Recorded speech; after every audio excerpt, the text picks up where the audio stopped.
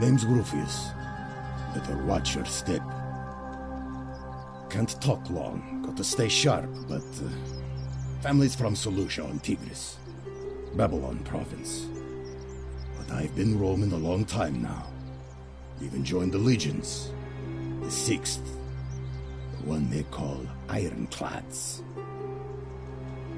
Same way as everyone else. Because we're all in grave danger. Is it not obvious?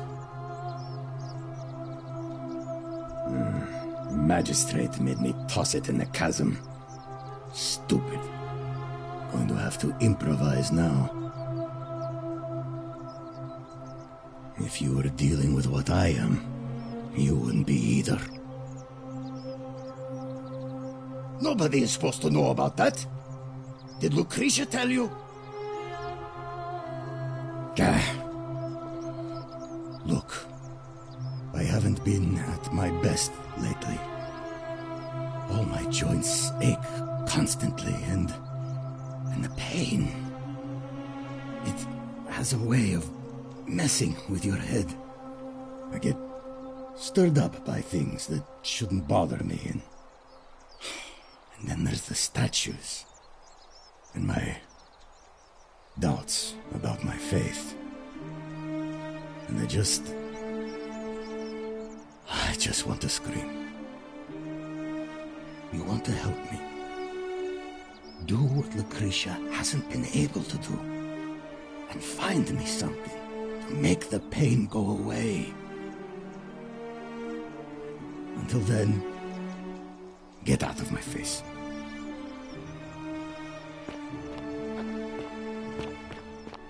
Are they? I don't know.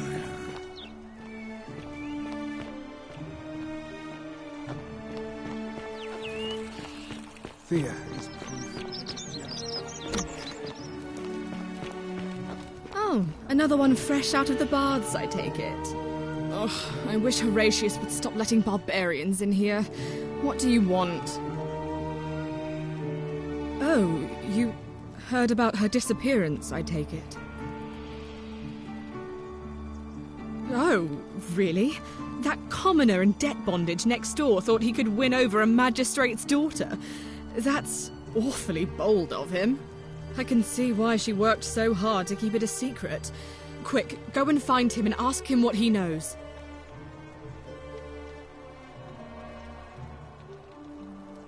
Oh, I see. Well, it was worth a try, I suppose. Just promise me you won't give up on her. Thank you.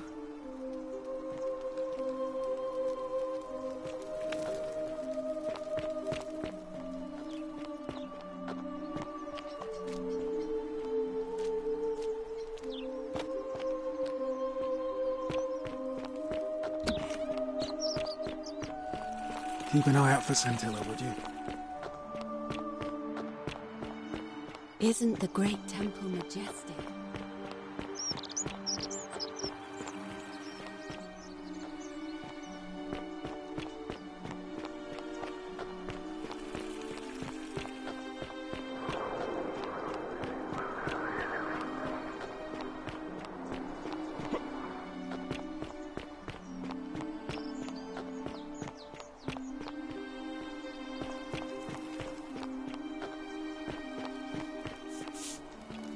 Salve, friend. I'm Octavia. Welcome to life under the Golden Rule. It's a ghastly thing, is it not? How are you faring so far? All right, well, it was lovely to meet you. I look forward to getting to know you better over the coming months. And if you ever... I can't believe this is how it ends. Oh, no. No. No, no, no, no, no. Orpheus, what are you doing? Get back from there. If you lose your balance, you'll fall.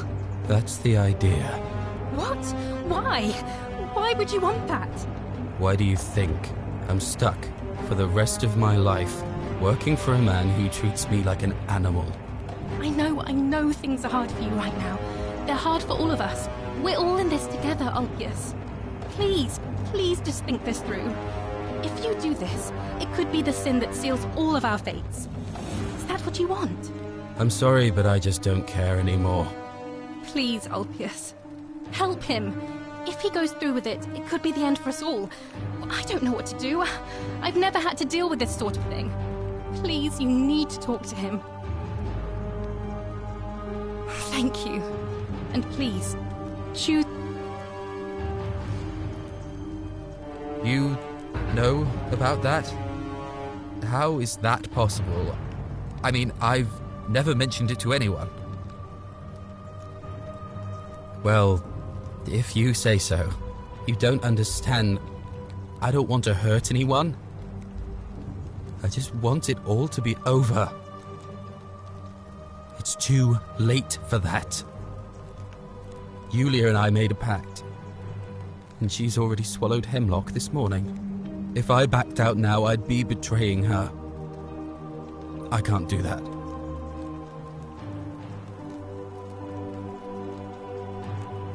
Oh, really? That changes things a little. But we're still in debt bondage to that monster. Unless you happen to have 2,000 denarii to pay off both of our debts.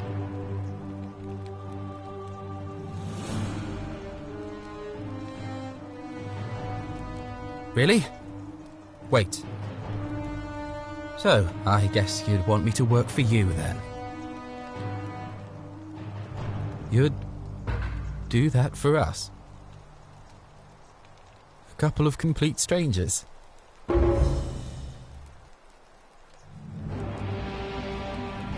It seems today we're both blessed.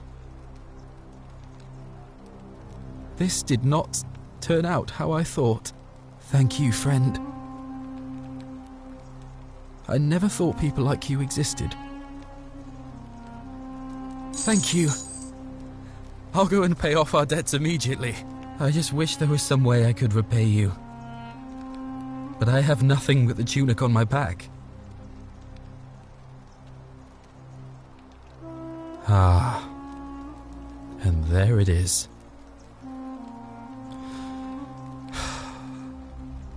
All right. Scintilla and I were in love. And then, 22 days ago, she went missing. All right.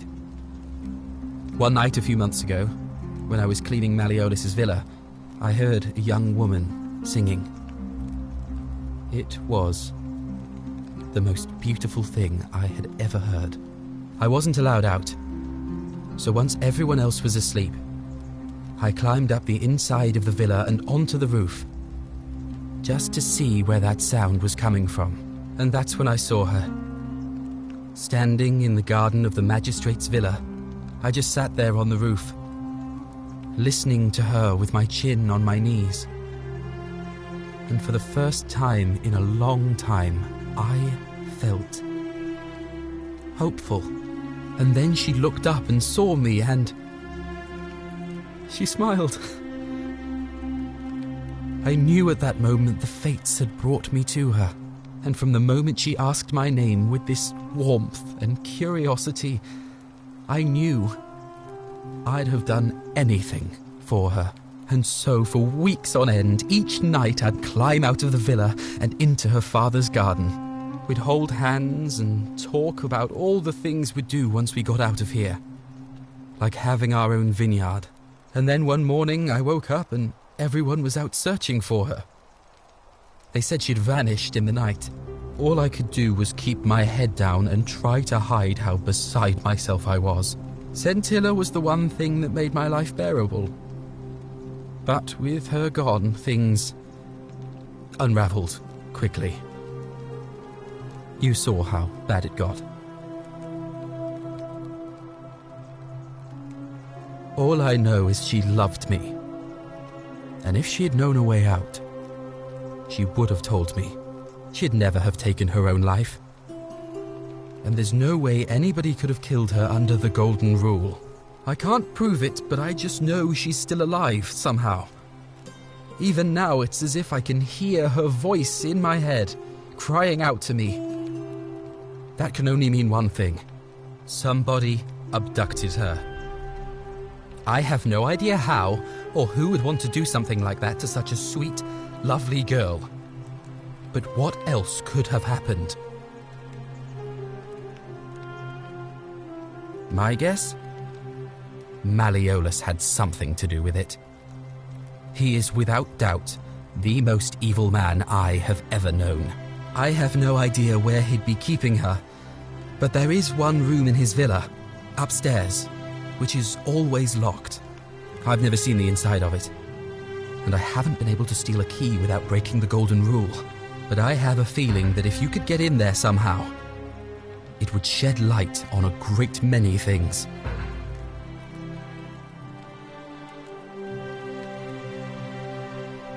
Oh, I see. That was the only idea I had. I'll give it some more thought. Come and find me a little later. I'll go and take care of things with Malleolus and tell Yulia the good news. Thanks again, friend.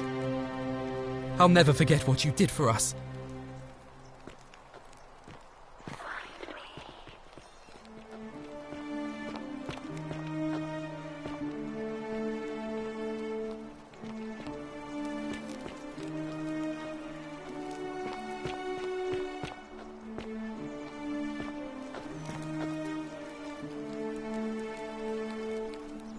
What you did was extraordinary, and I'll never forget it. I'm thankful that you're here. Can I help you with something? Ah, that's a shame. Another time.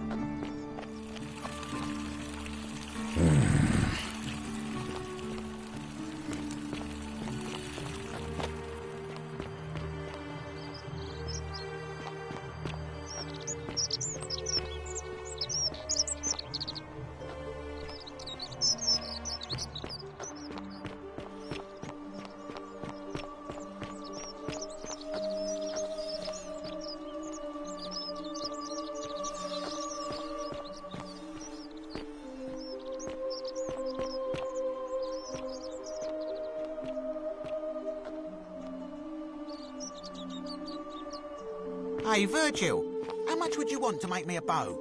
For the last time, Dacius, I'm not making you a bow. But why? You know why. But how am I going to defend myself against someone else with a weapon? There are no other weapons in the city. We all went along with the magistrate's weapons ban, so it wouldn't be an issue. That's why I've got to get in first before someone else beats me to it.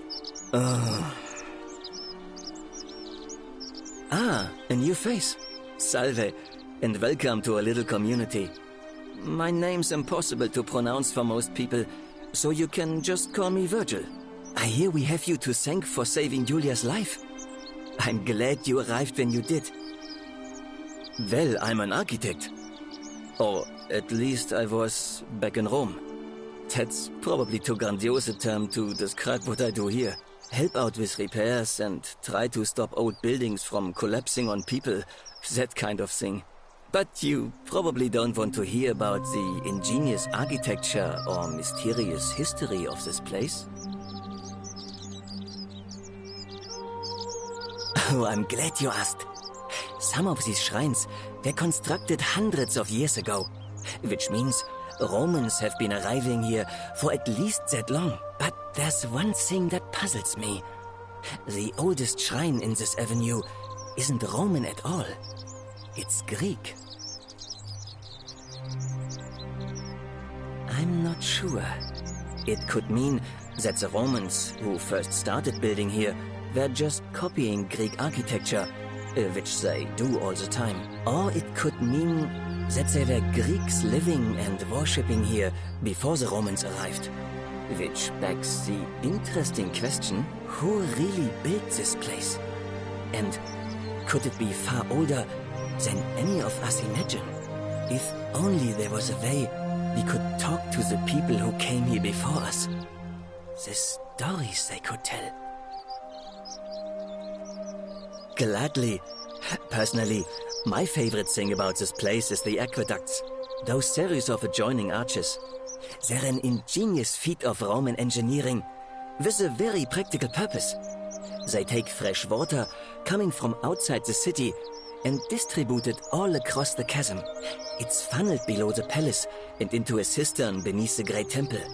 Some of it flows down into another cistern beneath the villas, and the rest is funneled to the shrine of Proserpina, where it fills the lake and allows us to fish and farm. Hey, not so loud. Just talking about that could anger the gods for all we know. I'm not saying it's impossible, but you'd have to find a way inside somehow. Just, please, try to be a bit more discreet about it.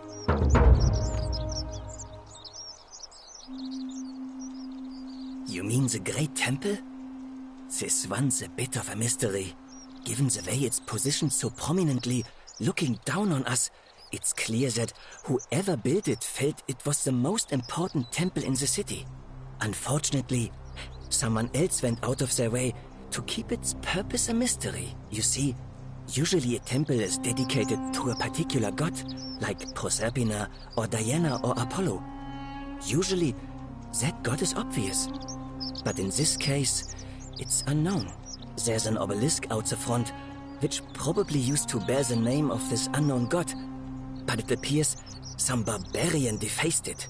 And of course we can't get inside because it's locked up tighter than the Temple of Saturn in Rome. And that contains the treasury. So we're all left wondering, which god is that temple dedicated to? And could it be the one responsible for the Golden Rule? Unless somebody figures out a way inside, I suppose we'll never know.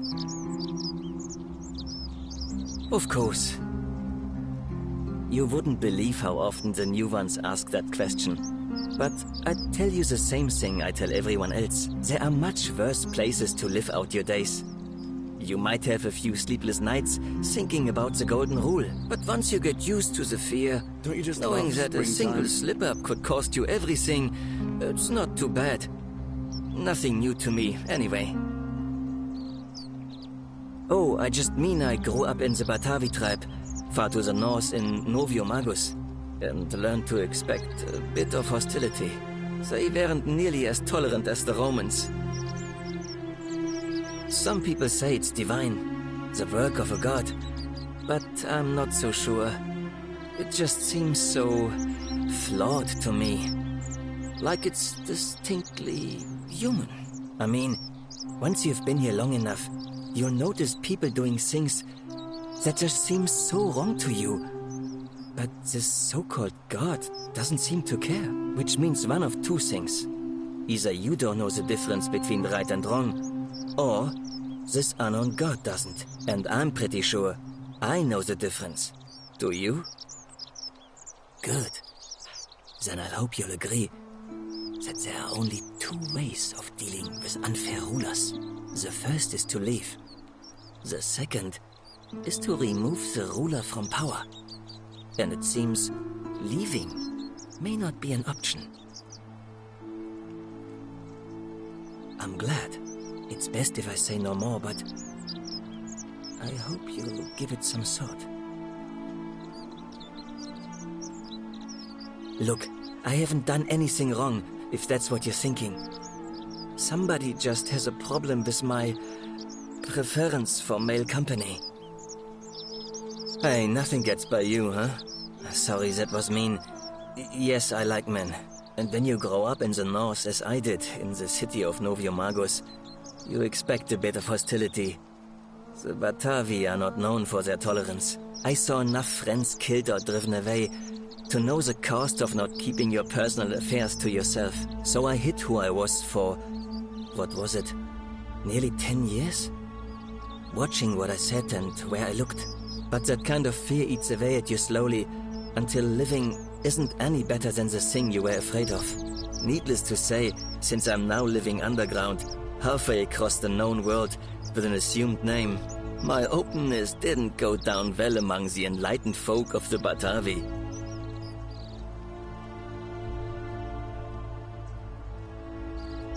In any case, the Romans are far more accepting, and among them, I get to be who I am.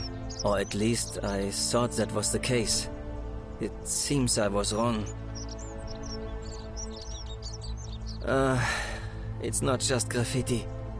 I have quite the collection of handwritten notes too. The strange thing is, I keep my personal affairs to myself. I've never really been interested in any of the men here.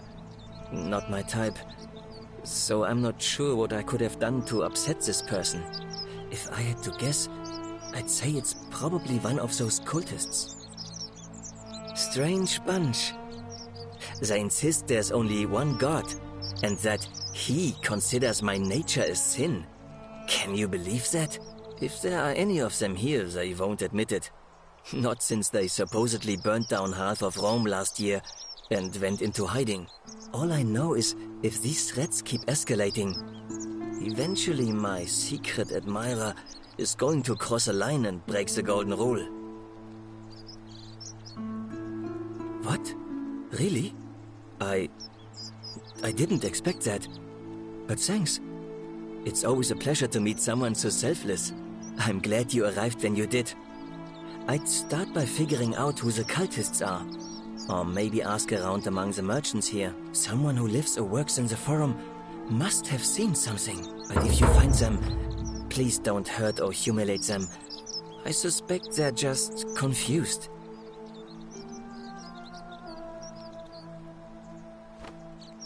Well, Malleolus is talking about loosening some of the restrictions in this place.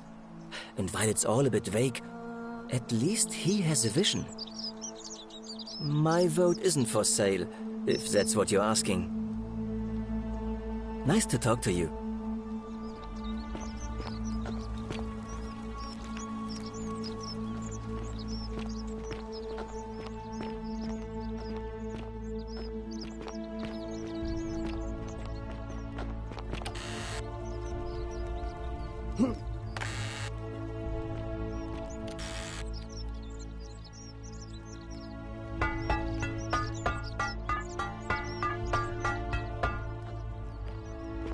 Make sure you stay away from that empty shrine. It's going to collapse at any moment. How'd you do? Salve, stranger, and welcome to our idyllic little slice of the Empire. I'm Dacius. You mean, how did I end up here? That is a lengthy tale. All right. Well, you see, I'm in the business of procuring rare and precious objects liberated from the enemies of Rome. Mostly sculptures, vases, the occasional slave. Fetch a magnificent price in Roman high society. Had myself a nice little shop in Rome, just off the Forum. Lots of foot traffic and close to the docks. Good place to be when the fires broke out. See, about 7 months ago, half of Rome caught on fire. Everyone who couldn't get to an outer gate was running for the river, open to escape by barge. So I gathered my coins and some priceless vases into a cart and had my most loyal slave girl, pretty young thing named Acantha, push it for me. All the way down to the river, I'm elbowing for a stampede of people, turning back now and then to make sure she hasn't legged it with my valuables. But, to my surprise, we make it, and I see this barge loading up, and it's so full it's almost sinking. But the captain's happy to take my coin, so I start boarding, and then he puts his hand on my chest and he says, "No, too heavy. The cart or the girl." So I did what anyone would have done.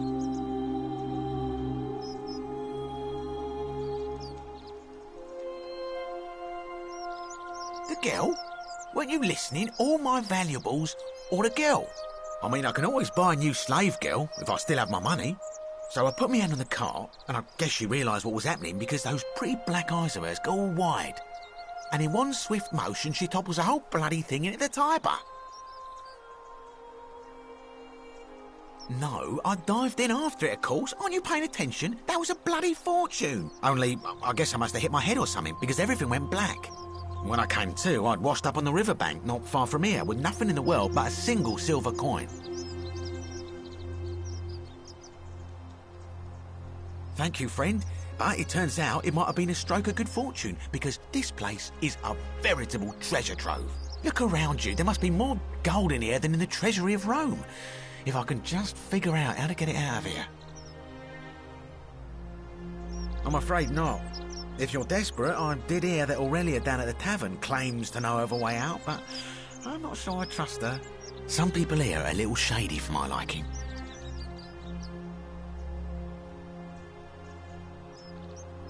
It's terrible for inflation is what it is. There's so much gold just lying around, it's practically worthless. At least down here. Of course, I have an idea for generating real wealth, but what I need is a bow. Just a simple composite bow. I've scoured this city from top to bottom with no luck. But if you happen to find one, bring it to me and we'll talk.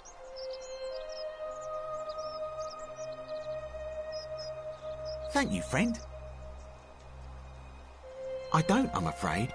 But I did overhear Fabia telling Georgius she saw something. She was headed to the baths not long ago. Malleolus. I mean, Sentius couldn't even keep his daughter safe. What hope does he have of protecting us? Certainly. Very well. Another time.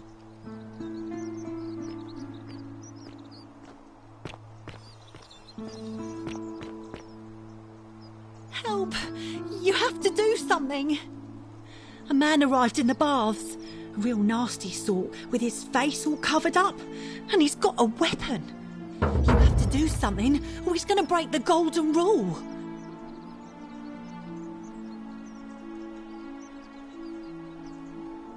Are you serious? This is an emergency. Are you going to help or not? Thank you. He's still in there, somewhere. I have to hide. Find me in this empty shrine when it's over.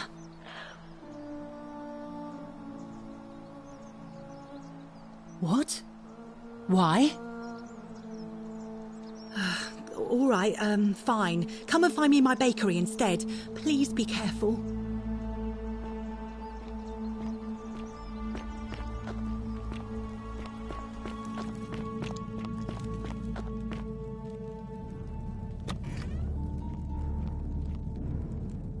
Stop right there. I'm looking for Tiberius Quinctius Crispus, otherwise known as Quinctius. Do you know where he is?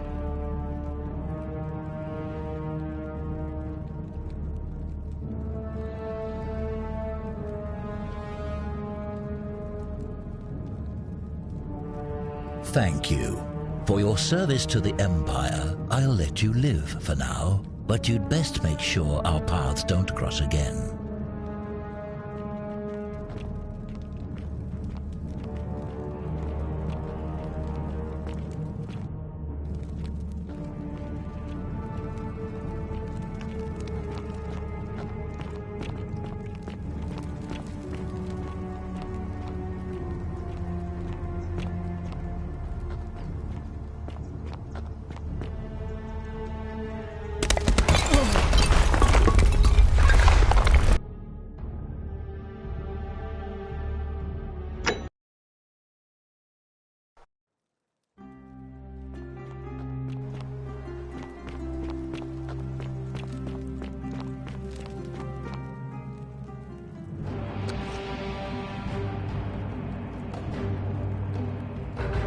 Thank you for your...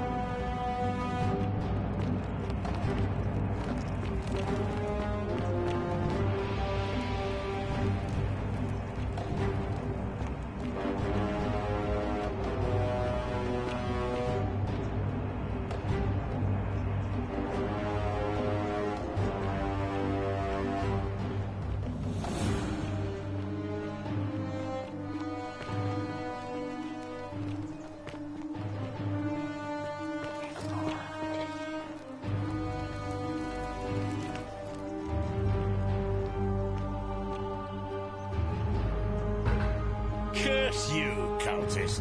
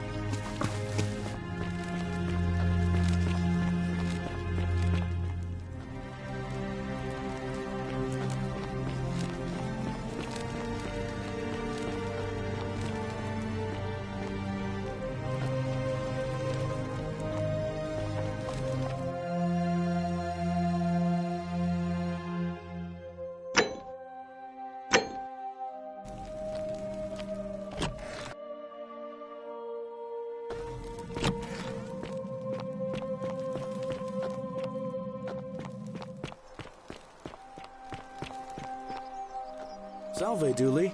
How are you doing today? I'm sad. Am I going to die in here? I don't think so, my friend. It's election day today. Perhaps our new magistrate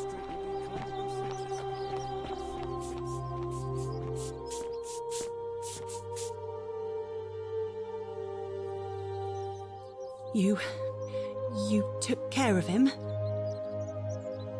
An accident? So, it's over? Oh, God. That's such a relief. I really thought we were all going to die. I do have a question, though. That shrine, the one I was going to hide in, did you know it was going to collapse?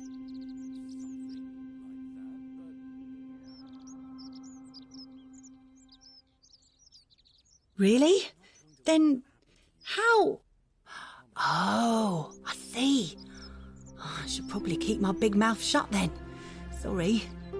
I promise, nobody else will ever know what you did. But I know. That was really clever. Thank you. I'm glad you're here. Oh, speaking of which, welcome. I'm Fabia. Sorry I was a bit frantic before. Need anything? Oh, there's not much to tell. I mostly just bake bread and try to help out where I can.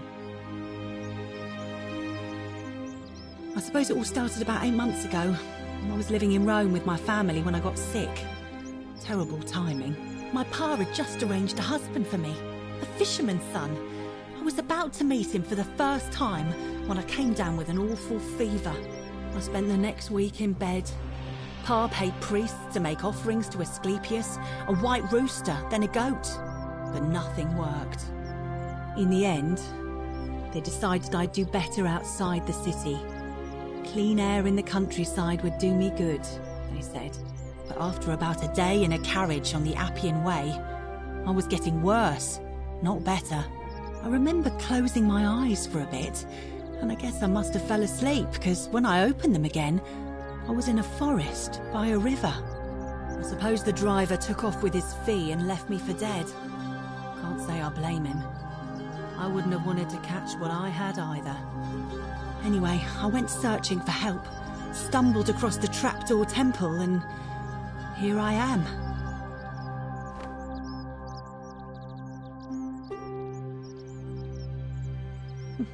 It's nice of you to say, but you should save your sympathy. Lots of people here need it more than I do. What? You've been here a few moments and you're desperate to get out already? Why not give the place a chance before you try to leave? Good people here. Galerius works hard on the farm so I can put food on our tables, and Lucretia tries to keep us healthy. My friend Georgius is always mending our clothes, and Virgil makes sure these old walls don't fall down around us. Well, he does his best. I'm just saying, there are worse places you could live out your days.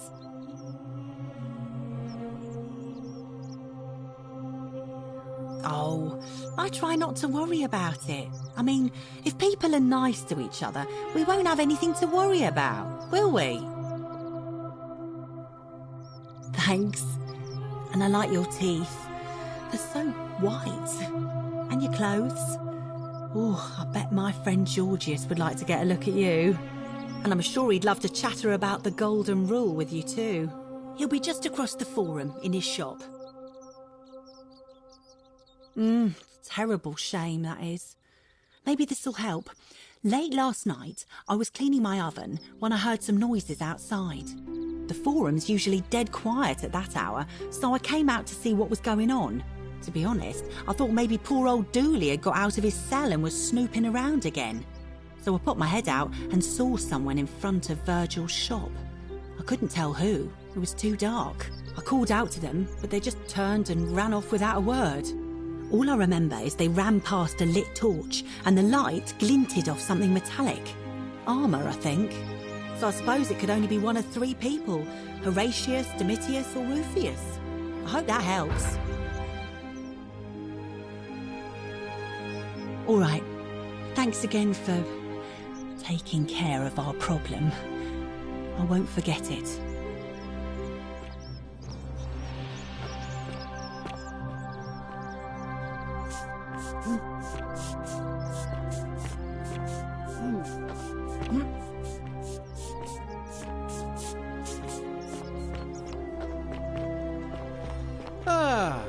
fellow traveler from a faraway land.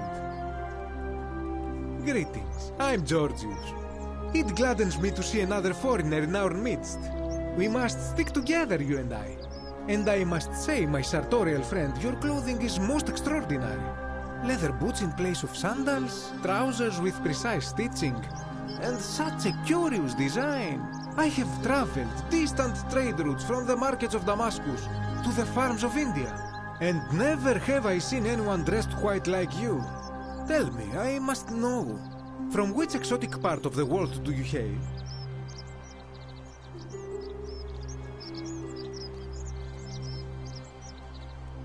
Then you are an explorer, like me. Wonderful. You must have many stories to share. I cannot wait to hear them. We will have much time here to get to know one another. But for now, do you require assistance? I know you do not require clothing, so information perhaps? My story? How kind of you to ask. I am a tailor and I run the humble shop in the forum. You mean to say, with all the turmoil and terror of the Golden Rule, and so few customers, why bother setting shop at all? I'll tell you, it is precisely because of the Golden Rule that I wish to remind my friends of the importance of looking one's best. I say, the more of our customs we preserve down here, the more we can preserve a semblance of normality, the better our chances of keeping our heads. Don't you agree? Oh, and there is another reason too. If we all end up as golden statues for future generations to marvel at, I don't know about you, but I would like to look my best. A good question. A very good question indeed. And I would be happy to tell you if only I could remember it clearly myself.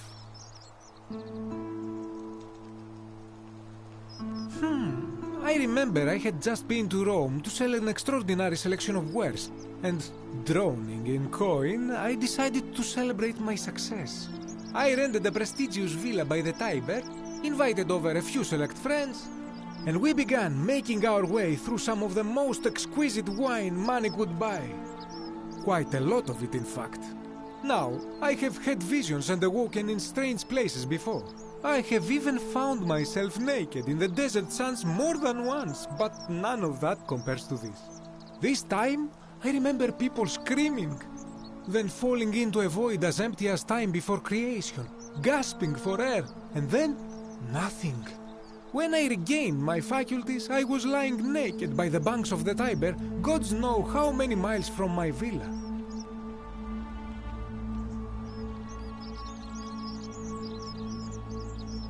Indeed. I'm lucky I was carrying a little extra weight. I believe it kept me afloat.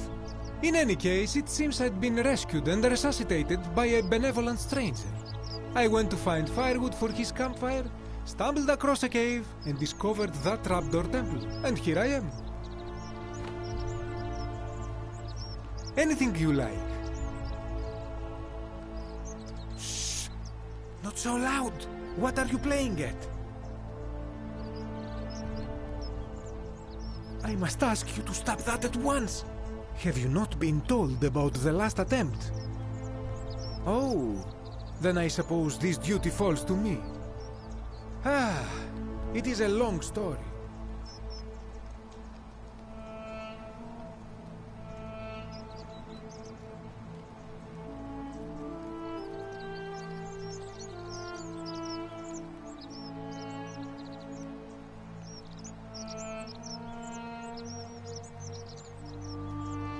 Of course, the first question any of us asks when we first arrive is, how do I escape?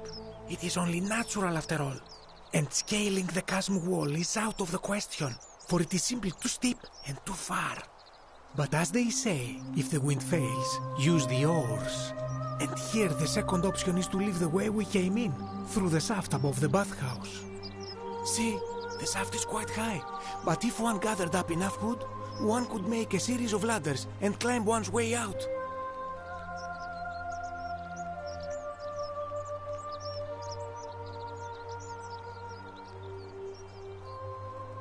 I admire your enthusiasm, my friend, but please allow me to explain why this is inadvisable. There was an attempt made by resourceful fellows who lived here some years ago. They even decided to keep records of their escape attempt for posterity. Unfortunately, as soon as they began to carry the first ladder down the hallway, they heard a godlike voice shake the entire city, and that, tragically, is where their tale ends.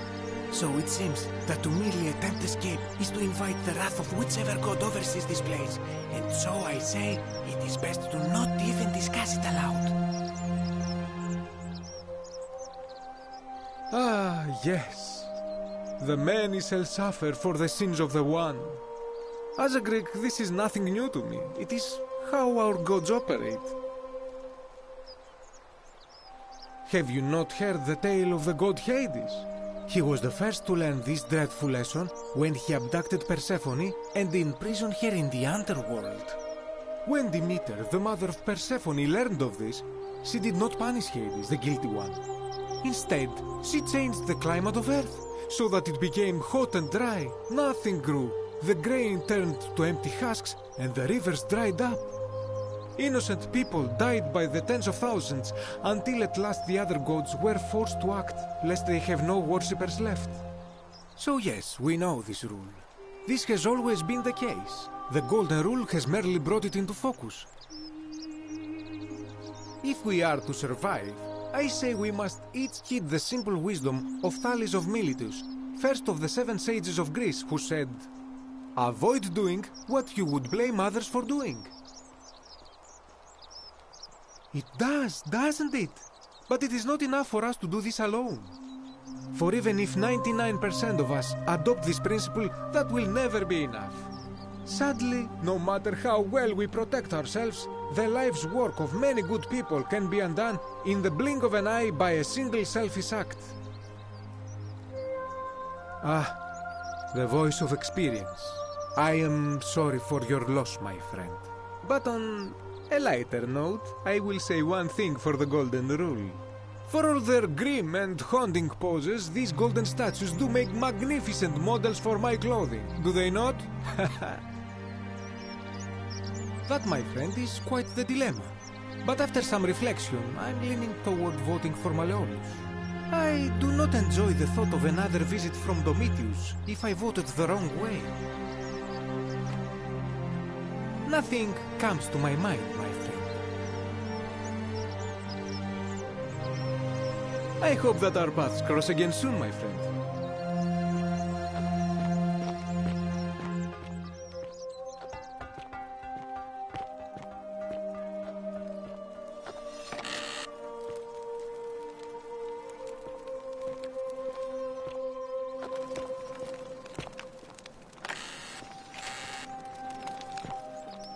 Greetings and salutations. Salve. Any news about my secret admirer? Oh, that's all right. I'm sure it'll take time. Was there something else you wanted to talk about? Nice to talk to you. But it's the way you make it which makes it so magnificent. You there? I'm sorry to trouble you, but I couldn't help but notice that fine bow you're carrying. No idea how you managed to get your hands on it, especially in the light of our dear old magistrate's ban, but I'm impressed. And before you ask, no, I wouldn't dream of trying to buy it from you. I have no use for a wooden bow myself. But I would like to propose a joint business venture of sorts. Tell me, do you have any idea how people here end up as golden statues?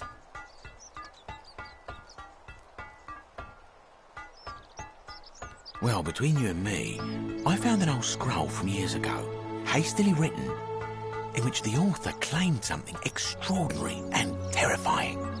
He wrote that when the Golden Rule is broken, statues spring to life all over the city, wielding golden bows and begin firing golden arrows at the inhabitants. Supposedly, 1 or 2 of those arrows is enough to turn a full-grown man into gold. Now, of course, that is a travesty, a terrible, horrible waste of human life which has to be stopped.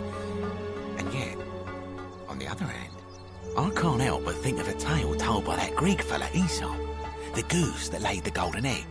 With the ability to transmute organic matter into gold, one could create infinite wealth. Use your imagination. Golden animals, insects, trees and plants.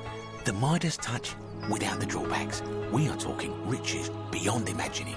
And even if we were to split all those riches between the two of us, half of infinite wealth is still infinite. Interested?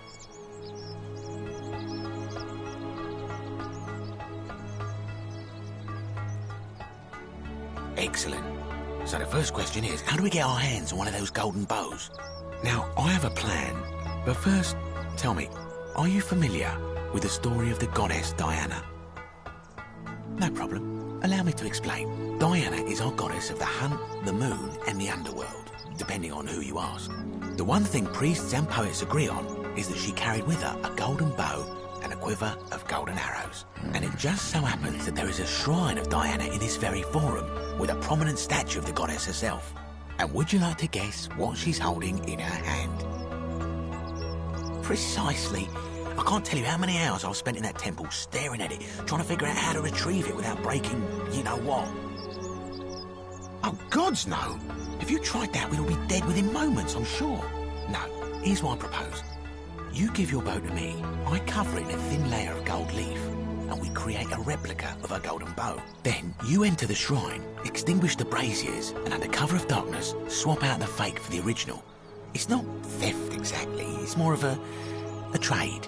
But make no mistake, this is a dangerous path, and there's no way of knowing where it will lead. But in my experience, all the best adventures begin with a risky first step. Now, you must have questions. Ask away.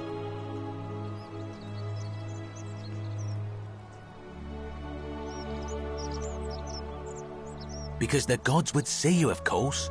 Hence my proposal. I'm more of an ideas man, whereas you're obviously the more resourceful and heroic type. I have complete confidence in you.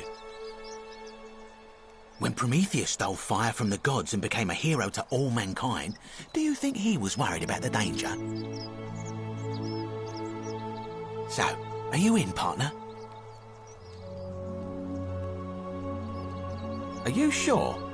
Last chance.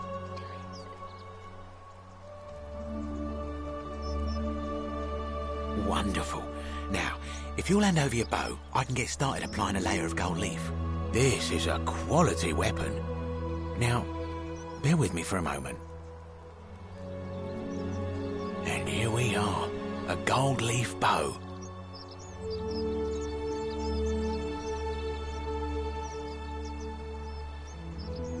Now I've gone and unlocked the Shrine of Diana for you, so as quick as you can, head on inside.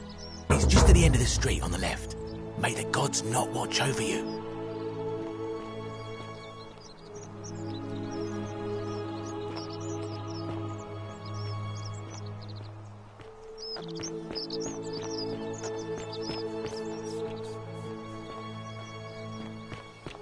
May Apollo keep you safe.